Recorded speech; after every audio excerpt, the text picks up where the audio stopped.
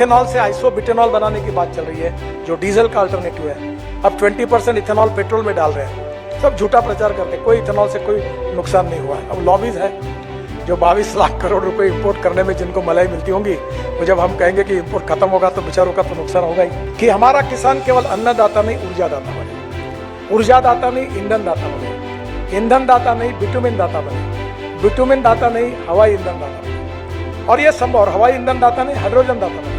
नमस्कार, आप देख रहे हैं आर न्यूज नेटवर्क।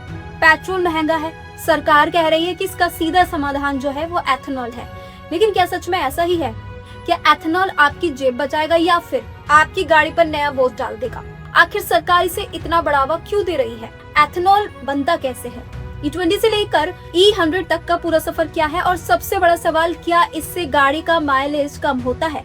क्या पुराने इंजनों पर इसका असर पड़ सकता है? इन सब तमाम सवालों के जवाब तलाशने के लिए देखिए आर न्यूज एक्सक्लूसिव, हमारी एक खास रिपोर्ट, जिसमें दिखाया जाएगा कि एथेनॉल की पूरी कहानी, सरकार का पक्ष भी और लोगों की चिंताएं भी। भारत हर साल करोड़ों रुपए का कच्चा तेल विदेशों से खरीदता है। यही वजह है कि अंतर्राष्ट्रीय बाजार में तेल महंगा होते ही इसका असर देश में पेट्रोल की कीमतों पर दिखाई देता है। इसकी निर्भरता को कम करने के लिए सरकार ने एथेनॉल ब्लेंडिंग पर जोर दिया। एथेनॉल गन्ने के रस, शीरे, मक्का और दूसरे कृषि उत्पादकों से तैयार होने वाला बायोफ्यूल है। इसे पेट्रोल में मिलाकर इस्तेमाल किया जाता है। सरकार का मानना है कि इससे विदेशी मुद्रा की बचत होगी, किसानों को नई आय मिलेगी और प्रदूषण भी कम होगा। भारत में एथेनॉल मिश्रण की शुरुआत कम प्रतिशत से हुई थी और अब देश E20 यानी 20% मिश्रण तक पहुंच चुका है। आगे लक्ष्य ऐसे वाहनों का है जो E100 यानी 100% एथेनॉल पर भी चल सकते हैं। लेकिन तस्वीर का दूसरा पहलू भी है। कई वाहन मालिकों का कहना है कि एथेनॉल मिश्रित पेट्रोल इस्तेमाल करने के बाद उन्हें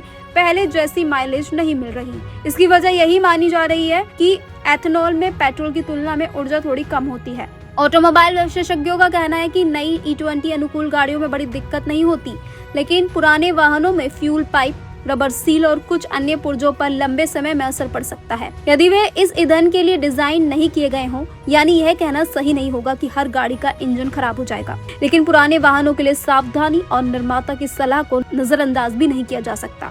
यह वजह है कि इस बदलाव को लेकर लोगों के मन में कई सवाल अभी भी मौजूद हैं। सरकार का अगला लक्ष्य एथेनॉल के इस्तेमाल को और बढ़ाना है। E20 के बाद भविष्य में फ्लेक्स फ्यूल तकनीक वाले वाहन E85 और E100 जैसे उच्च एथेनॉल मिश्रण पर भी चल सकेंगे। हालांकि इसके लिए सिर्फ ईंधन बदलना काफी नहीं होगा, बल्कि वाहन, इंजन तकनीक और फ्यूल सप्लाई सिस्टम में भी बदलाव जरूरी होंगे। यानी एथेनॉल का सफर अभी जारी है। सरकार इसे ऊर्जा सुरक्षा का रास्ता मान रही है, जबकि उपभोक्ता इसकी लागत, माइलेज और वाहन पर पड़ने वाले असर को लेकर स्पष्ट जवाब चाहते हैं। तो सवाल अब यही है कि क्या एथेनॉल भविष्य का ईंधन है या फिर आम आदमी के लिए चुनौती? सरकार इसे ऊर्जा सुरक्षा की दिशा में बड़ा कदम मान रही है, लेकिन इसकी असली सफलता तभी होगी जब किसानों, उपभोक्ताओं और ऑटो उद्योगों तीनों को इसका बराबर का फायदा मिल सकता है।